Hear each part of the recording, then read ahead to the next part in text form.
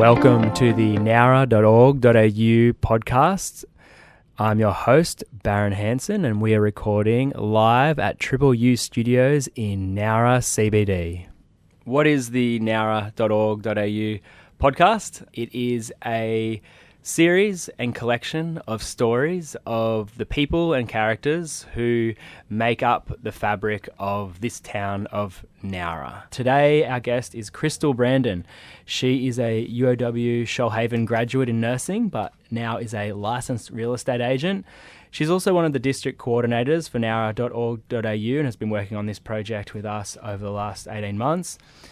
She's also a community volunteer. She shows up for things. She says yes to a lot of things. She is in the Nowra Players. She's the vice president of the Kangaroo Valley Folk Festival. She volunteers for Streetside Medics as a registered nurse. And she's also the vice president of the Shoalhaven Business Chamber. Crystal, welcome. Thanks for having me. Welcome. It's great to have you along, and it's been really fun to get to know you more over the last 18 months of working on the Nowra project, Nowra.org.au. And every time we hang out, I find out little threads and new things about you. So I'm looking forward to jumping in today. The world needs more oversharers. So. All right, we can edit things out at the end too if we share too much. What's the most underrated thing about Nowra that people always get wrong? I think it's the people and the culture that is alive. Well, like it's alive here. It's people pass it, they'll go off to Jervis Bay or they'll come down to Berry or Kangaroo Valley and they won't even blink an eye at Nowra. And you do see it, especially on a Saturday morning when I'm about to go out to my open homes. I like to grab my coffee from Hyper before I go out and do those. And the people you see there on a Saturday morning between about 8 and 10 are the most interesting people ever. They're kind of like these wanderers that have gotten lost on their trail down to Jervis Bay and found this really cool coffee shop. And sometimes, you know, Ollie might be playing the piano or something around the back and they're kind of wondering like, where is this mythical place that I've shown up in? Oh, this is Nowra, and this is Saturday morning Nowra with the beautiful flowers from the salt farm displayed there for sale and everyone in such a fine mood and the doors playing and the sun shining and the corellas everywhere. And it's like, yeah, this is actually what Nowra is. It's this unknown beauty that exists right here in the South Coast. And we can all bang on and say it's the worst place in the world and it's got all of its troubles, but tell me a place that doesn't have trouble. Everywhere has trouble. I grew up in Campbelltown. I know trouble. So, Well, so you grew up in Campbelltown. What's your earliest memory of Nowra, and how did you end up in Nowra? I moved to Nowra in 2011. My mum, we lived in Campbelltown until I was 21 years old, and my mum had always travelled for work, an hour and a half for work each day. And she had this amazing opportunity to come down here and run a nursing home, an aged care facility.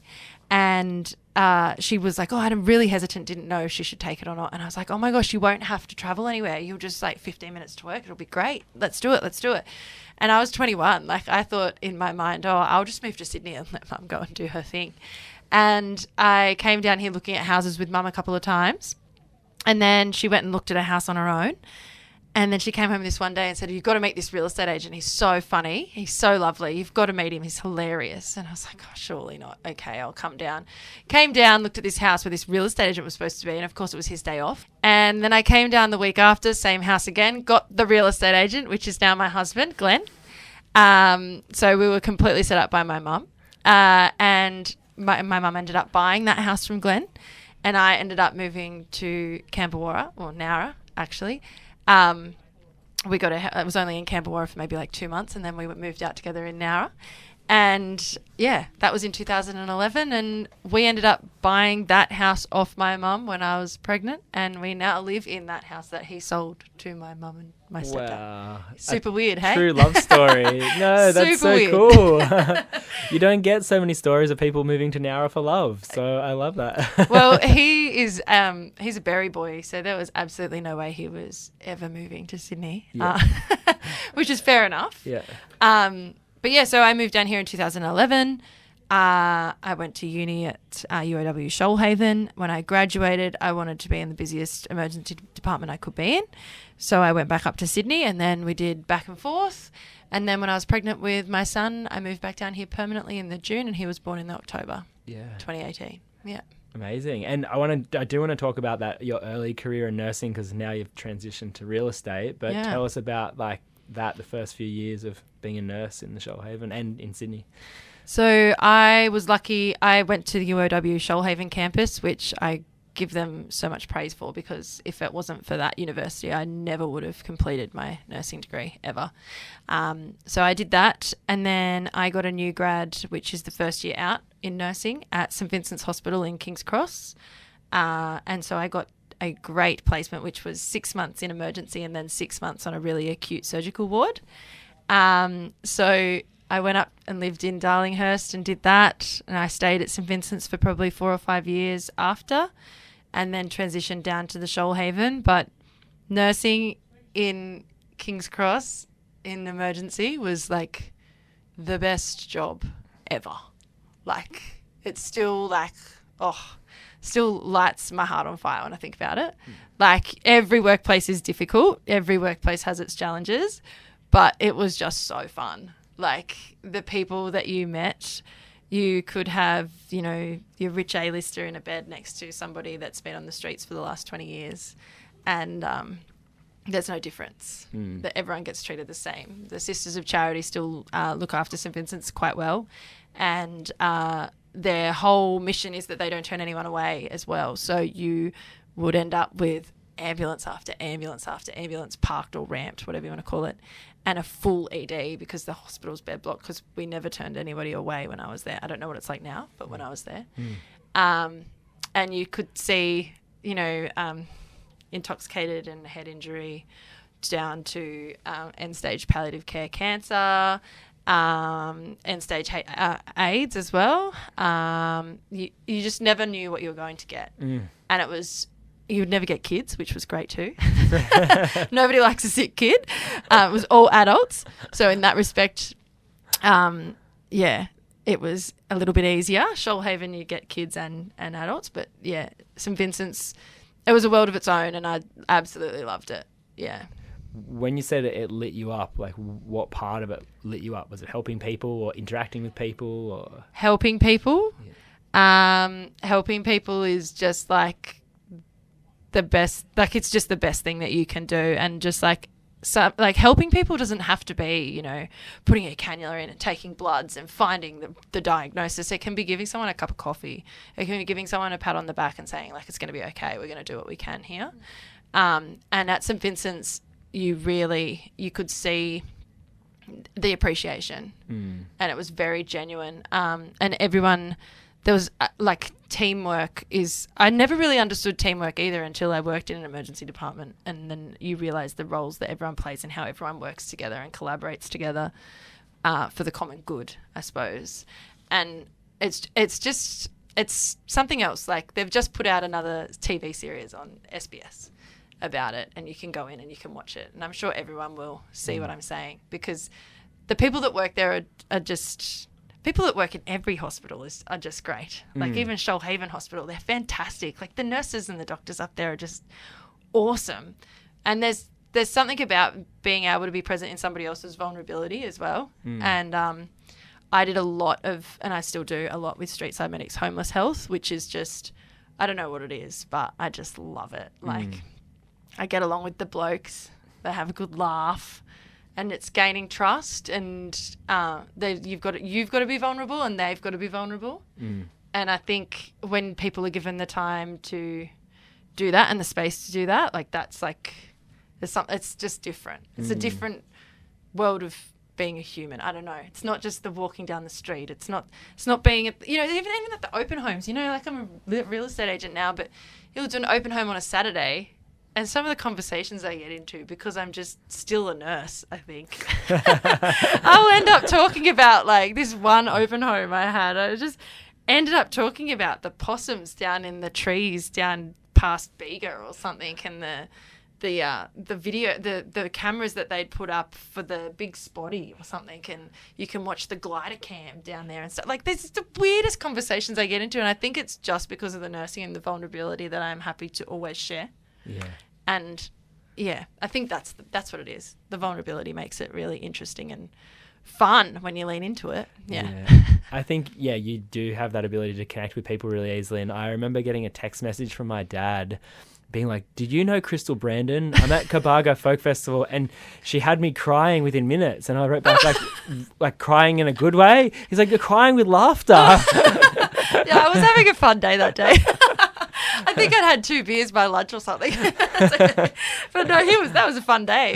Yeah. They were vulnerable too, you know, like this is the thing. There's like this human connection we can have and this power we can have when we come together if we just take down our guards. Like, they didn't know me, and they were like, come and sit with us in the camp, you know. You're a friend of James, so everyone that's a friend of James is my friend. Like, yeah. Oh, I know your son. Like, oh, really? Like, yeah.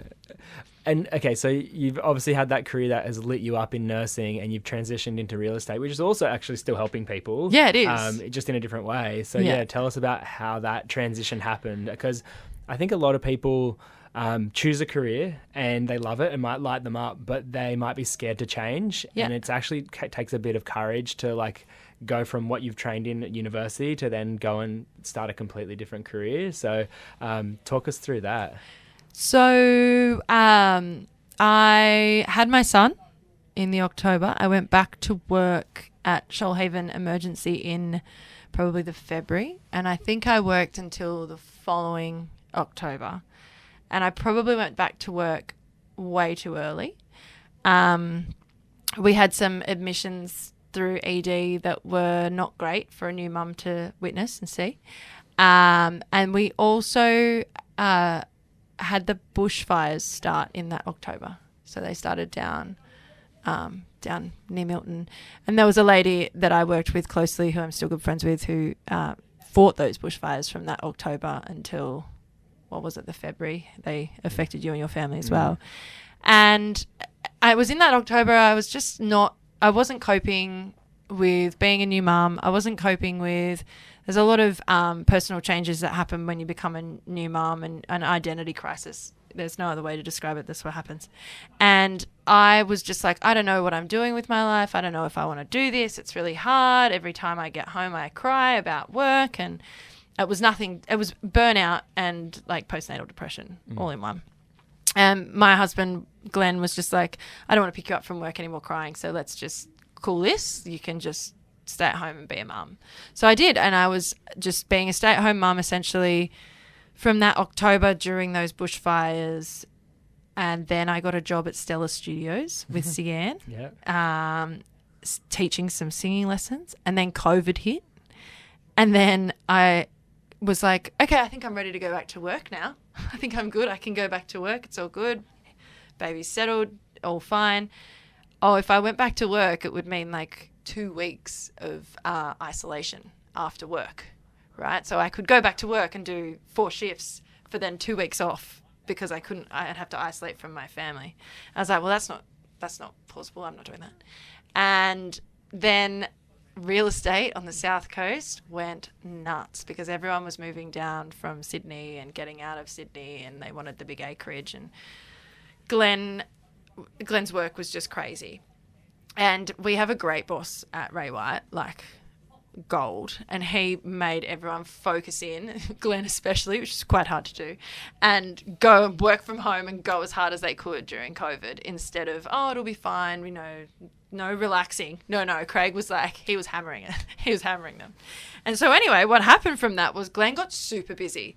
And so Glenn was like, oh my gosh, I don't know how I'm going to ever keep up with this. I need to employ someone. I need a PA. I need someone. I was like, well, I'll just volunteer. I'll just come to work and volunteer with you. So when the world went back to life and went back to normal, I went and volunteered for like 6 months at Ray White. And Craig let me, our boss. And I remember him sitting in we were in cubicles, and I remember him sitting in the cubicle next to me, and I'd make phone calls. I'd be like, hello, this is Crystal from Ray White. How are you? And I'd be like, oh my God, he's judging me. I'm never going to get this job. Or I'd like try and tap on my keyboard really quietly so I didn't offend him or anything, because I thought, oh, he's never going to give me this job. And then I've never left. That was it. I was lucky when I was in Sydney and I was doing my nursing. I'd done my real estate certificate just in case this ever happened. And I was so lucky I had done it because it was just there ready to go. So I volunteered for like 6 months and then found I was pretty good at it and have not gone back. So you love volunteering. I hate getting paid. It's funny because, yeah, I wonder that sometimes. Yeah. I was brought up from a very young age always doing community theatre, and it's all volunteer. Yeah. And it's quite funny. It's like I have a lot more ownership over the work that I do, I think, when it's volunteering. Yeah. So it's quite weird. Yeah. But yeah, after that I just had a job at Ray White, and I'm lucky I had a good boss that was like, yeah, she knows what she's doing. And the thing was as well, when I went to work with Glenn, the goal was always like 1 and 1 make 3. So if we're not covering the ground that we need to, if we're not selling the right amount of houses, I'll just go back to nursing. And we've never since we've worked together, we've never really come under 45 houses a year sold. Yeah. Which is quite good for a regional couple in real estate. Yeah. So, yeah. Are there other regional couples in real estate? Like, do you have like kind of like competing couples that... There's one couple in real estate now. No, in the Shoalhaven, but they're fine. There's enough to go around. Like, there's like, it's competition. Like, it's a competitive environment. Real estate's competitive, but like I try and be competitive. It burns me out though. Yeah. And I know that. So I'm like, what's the point? I can only be me and they can only be them. So like, if someone wants to sell with them and not me, that's it's fine. Yeah. Like, I'll get the next one. It's okay. Like, there's enough to go around. Yeah. You know. Well, I do want to ask about that because there's going to be people who are listening to this who are thinking about maybe moving to Nowra or, you know, and what is the current kind of real estate landscape in Nowra? And then if people are listening to this 50 years in the future, this will be like a point in history. Like, what's the current... Capsule. Yeah, time capsule. What is the current state of, particularly around Nowra? Obviously, we've got the suburbs that are growing, the outer suburbs, but what's Nowra like? And then what's more so the landscape of the greater Nowra? So, Nowra CBD... Is that what you mean? Yeah, Nowra CBD. sure. So you've got a mix in Nowra CBD. You've got a mix, but you've more so got like a high end market and then sort of low to mid market. So you've got those beautiful cottages that have been thoughtfully renovated around the showground that can fetch $1 million plus. And then you've got homes that are perfect for first home buyers that come in at probably 600 and go up to 850. And you don't have an awful lot that sit between 850 and $1 million. That will change. We have the low to mid-rise housing policy, which should start affecting around Nowra as well, which allows for... more units and townhouses to be built on the bigger blocks of land, essentially. There's more to it, but we'll just stick with that. When we see people move to the Nowra CBD itself, especially around the showground, they are generally, if they've moved from out of the area, we see a lot of hospital workers, so nurses and doctors. We see it's not to stereotype or anything, but they are university educated and they're young couples and they might have one small under 6 years old, small child, in that little pocket there. Everywhere else it can be a mix from investors to first home buyers to downsizers, but those streets up towards the showground from the CBD does seem to be a certain type of person that wants to live close to the CBD, wants to get a cup of coffee on the weekend, take the kids to the library.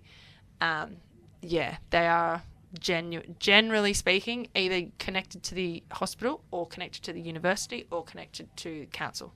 Yeah, that makes sense. Yeah. And then talking about, like, I guess you've got Nowra CBD and then you've got these expanding areas like Warragee, which I saw some Facebook posts about you guys are the top agents for Warragee. But also there's new suburbs emerging like near Kembla, like Batarang. Batarang, yeah. Talk us a little bit about the Greater Shoalhaven. Yeah, so Nowra. Warragee, your median house price currently is at $760,000 as of yesterday, I think. We have sold houses anywhere from sort of 750 to 1.1 for our standard 4-bedroom, 2-bathroom house on an 800 to 1,200 square metre block. That's Warragee. Warragee, you get a mix again. You get downsizers from Sydney. You'll get young families moving down. It used to be very much for the Navy base. It used to be full of defence housing, and that's changed. And we also used to see a lot of people move out of the western suburbs of Sydney and move there. They would sell their house for 1.5, say, and buy a house down here for 850. So we do see that in Warragee as well. But then North Nowra and Bomaderry recently have seen a huge influx of first home buyers as well, which is nice to see. Bomaderry, we get a few more people moving down from the Illawarra that don't want to cross the bridge, so from the Shell Harbour, Albion Park suburbs. And then Battergrang is a whole new beast of its own. It's funny, that one, because I know 3 people in there that are all downsizers from Kangaroo Valley. So it's interesting. It's going to be really, really interesting because it's not Camberwarra and it's not North Nowra and it's not Bomaderry. It's its own suburb, and it's the first stage of the South Moss Vale urban release area, and we will also have the North Moss Vale Road urban release area. So that will be a whole new landscape over there with industrial, commercial and residential zoning. So yeah, watch this space for Moss Vale Road. Yeah, it's exciting. I mean, there's there's these kind of new things, and we're seeing the state government put money into the riverfront precinct and these new estates. There is this kind of excitement of what is it going to be like, and it's a chance to rewrite things or start things new with these new developments. It really is a chance to rewrite things. Yeah. And I think it's interesting, over the last 12, 18 months, we've seen a lot of people move to the Shoalhaven from the Blue Mountains and further west, like Dubbo and Orange. And you think, oh, they just want that coastal environment. What's underpinning them? Is it climate change? Is it getting really hot out there? Do we want the sea breezes? Is that what it is? And it's funny because those types of people that move here are underlyingly very creative. So I know one that was in a death metal punk band down in Melbourne, moved to the Blue Mountains, and moved to Camberwarra. Obviously, that's where all the artists live. And then I know another artist also called Crystal who moved from Kiama. I know another artist that they moved from the Blue Mountains. Then there was another artist I went to the other day in Bomaderry. They were moving down because there's artists everywhere and creatives coming from all sorts of places, but a lot from that out west and Blue Mountains area too. So yeah. And that's often what happens when things are more affordable. People get priced out of their location, which is happening in the cities and the suburbs, and creatives typically earning a little bit less. They're going to look for somewhere cheaper where they can cultivate those creative skills. Well, I think we saw it first too when most of my friends from the inner west moved to Port Kembla right before COVID. I was like, why are they all moving to Port Kembla? And now you see that's got such a cool, vibrant, creative scene. Yeah. And we'll start to see that, I think, as well. I think it's known. I think people know Nowra enough in those circles. It's quite funny. I ran into a girl that I went to high school with at Hyper. She's working behind the counter. I was like, did you go to the Australian Institute of Music? She's like, yeah, I did. I was like, so did I. What are we doing here? Let's tell our friends. Come down here. There's gigs. You can get a great job. You can work on your art. What a place to be inspired too. I think that's a draw card as well. Yeah. Well, speaking of inspired, I don't know how you have any spare time to be a real estate agent because you're involved with so many community organisations, the Nowra Players, Kangaroo Valley Folk Festival, Streetside Medics, and the Shoalhaven Business Chamber, and nowra.org.au. Plus, you do heaps of other stuff because you're always posting about something on social media where you're something that doesn't involve any of those things. Can you... why are these community organisations important to you, and what do you kind of get out of being involved in them? I get a lot out of being involved in them. So there's that. I get a lot of contacts. I get to meet a lot of great people, So there's like that's people go, oh, she's only in them, so then she gets the house for sale. Like, okay, that's not a thing. I can prove that's not a thing. Do you want to meet my last 45 vendors? I'm 37 this year. Gosh. And over my life, I've done a bit. Like, I went to the Australian Institute of Music. I studied music theatre. I went and became a registered nurse. I worked in a legal firm in Sydney before I moved down here. Now I'm in real estate. Like, I've done, and it's nice to be able to take everything that I've learned and somehow disperse it. So in the Kangaroo Valley Folk Festival, I help with their approvals and things with council, performer selection, and then set up on the day and some comms and some marketing and things like that. So that's all Australian Institute of Music training. And it's nice to go, oh, I'm finally using what I learnt in my Cert 3 and 4 of music, right? And then with the nursing, it's 2 hours on a Tuesday at Streetside Medics. So I can go to my sales meeting at Bomaderry, go and do my 2 hour Streetside Medics shift as a registered nurse, and then put my suit back on and sell a house. That's great. At least I get to use that skill, like that bachelor degree that I spent time, effort and money on, right? And then the business chamber just sort of rounds it all off. I get to meet all of these amazing new businesses that are and the amazing people that are spending time creating those businesses too. And a lot of the time they're creative, or they might have a food truck and I'll be like, come to the folk festival, or, it all does. It doesn't seem like it all links up, but it really does. And then Nowra players, that's my guilty pleasure.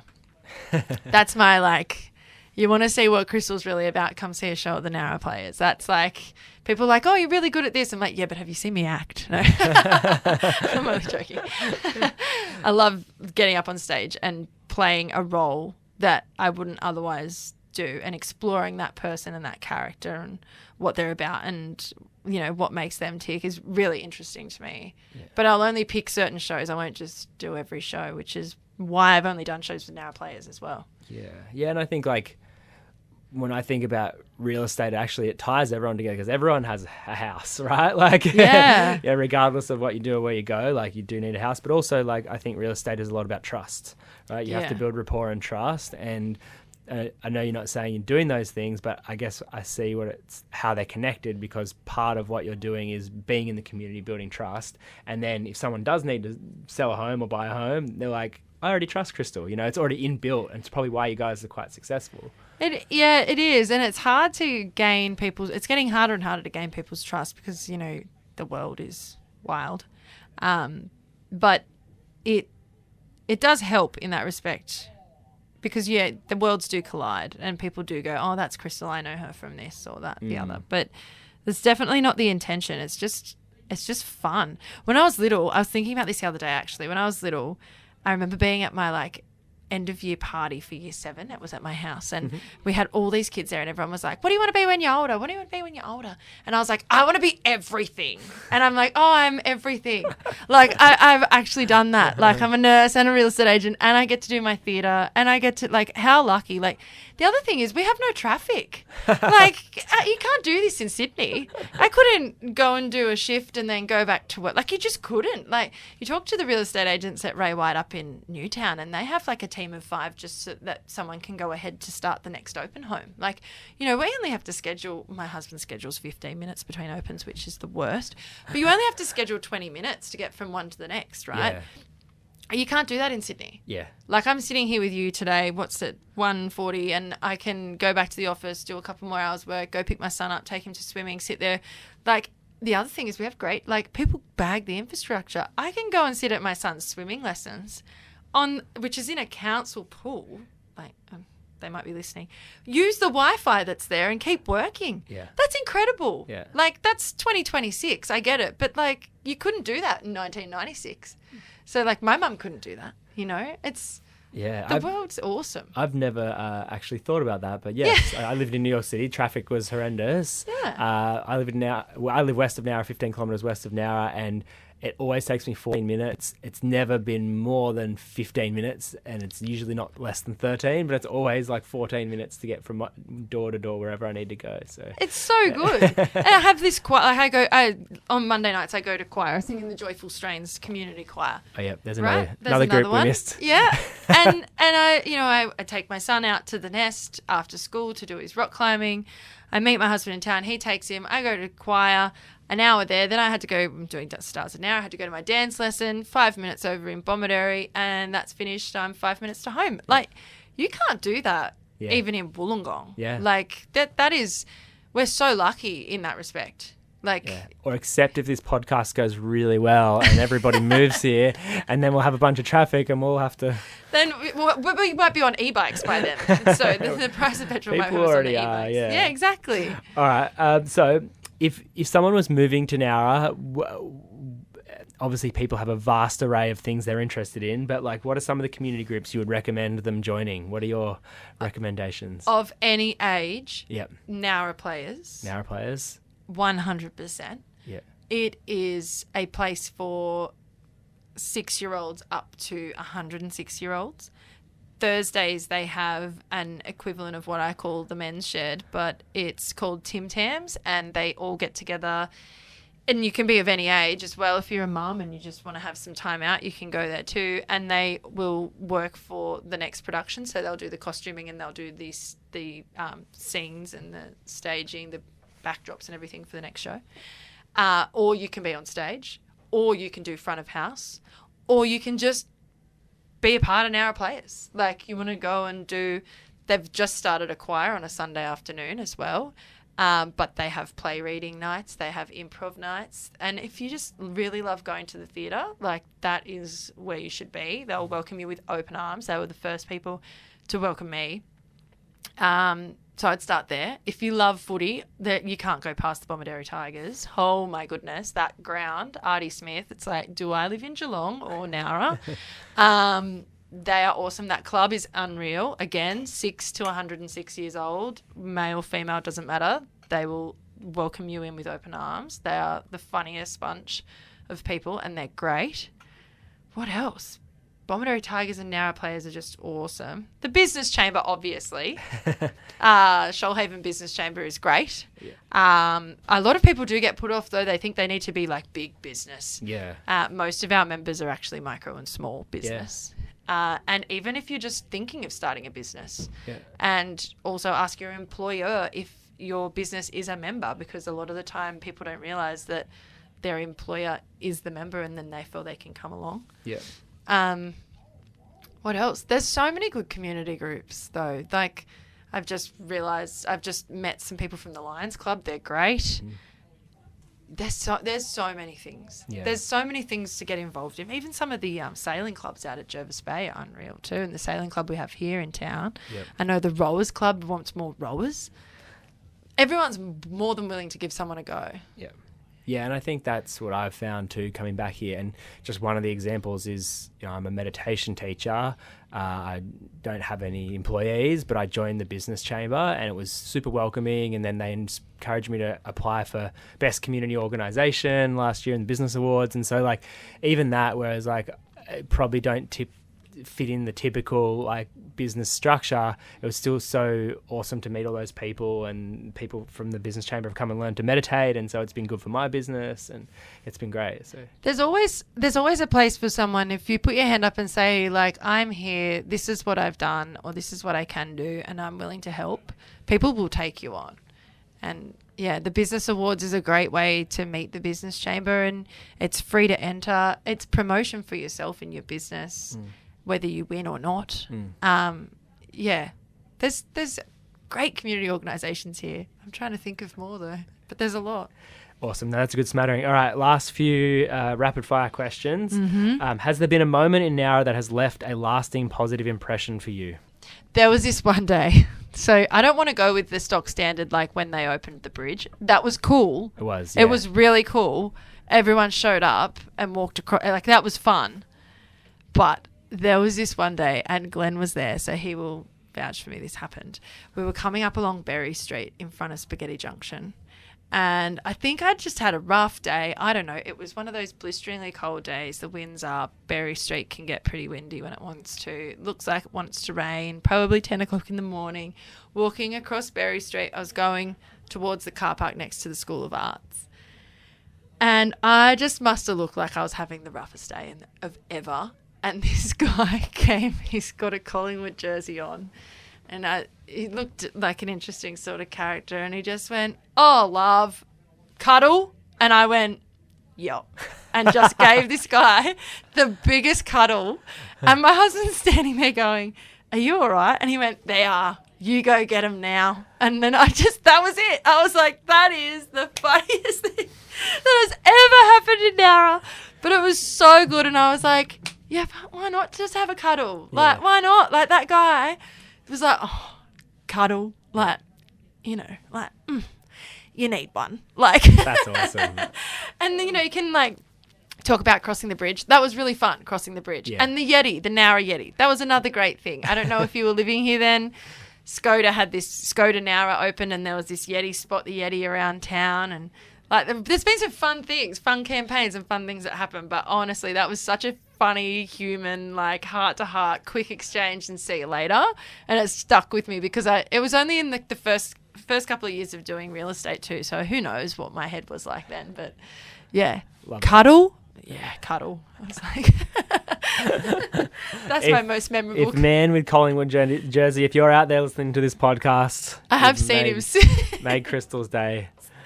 And the opening of the bridge was very cool too, I agree. It was very community-centric, and I remember walking across that bridge with my grandfather in his mid-90s, my dad, my sister, and her daughter. So 4 generations of Hansons all kind of walked the opening of the new bridge. So it was pretty fun. It was cool to see everyone show up. It was very unifying. Yeah. All right, last couple questions. What do you hope Nowra feels like in 10 years? I hope it is welcoming. I hope that everyone has a place. I hope Nowra feels like a really welcoming place, and I hope that everyone feels like they genuinely have their place. There can be a lot of us and them mentality and even things said in passing that even myself I need to fix, and it's not helpful, but I can see the haves and the have-nots, and it's on the ground in Nowra, and it can be not embraced, but it can be sort of, it can paint a negative picture, and people can pick up on the have-nots as opposed to the haves. And I think everyone needs to acknowledge that it's actually a pretty cool place. And the more we emphasize the negative, that's the narrative. That's what we'll start telling ourselves. And we need to not do that. I think we need to take pride in our town, because there's so many people that do, and there's so many people that rely on us too as well. And I think I see that in my son. Like I said, I grew up in Campbelltown and I joke and stuff, but it was so good growing up there, like it was interesting. And, I saw my first fight when I was 10 at Campbelltown Station, and I had friends that, got bashed or whatever when I was like 14 and stuff. But I look back and I'm like, oh, I'm so glad I grew up there. I'm so glad that I learnt those lessons young, and I'm glad that I can see it on the other side as well. And I can see that where it was a little bit dangerous or it was a little bit interesting, it was also very... the people that showed up for you, they really showed up for you. And it was also very, humbling, I guess, as well. And now I don't so much focus on the have and have not. I don't really see it. I see that everyone has something positive to give. I think that's because of that. I hope that makes sense. Yeah. You're the meditation teacher. So you work that out. Work out what I just said, Barron. I don't know. Makes sense. Yeah. Focus on the positive, not the negative, and see what that does if you just did that every day instead of like the negative. I don't know. I wonder what it would be like. I just hope that in 10 years' time it stays as welcoming as it can feel on the days that it feels welcoming.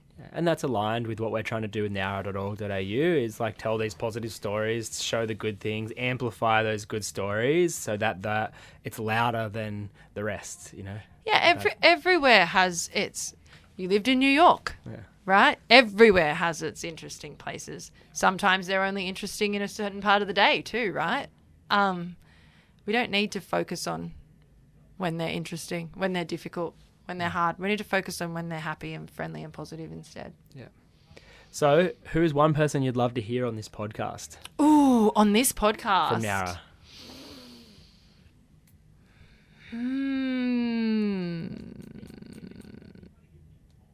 Okay, for Nowra. For Nowra? From Nowra. From Nowra. I would have loved to have heard Jimmy Little, but he's passed away. That would have been cool. Living. Nookie. Nookie. All right. Nookie, you're on season 2. Yeah. Big things coming. And last one, any asks of the people of Nowra? Just to be kind.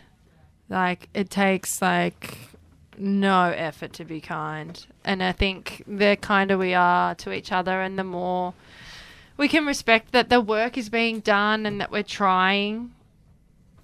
Everyone's trying the best that they can in every role, from the man that's street sweeping the council steps in the morning to, you know, the parking police.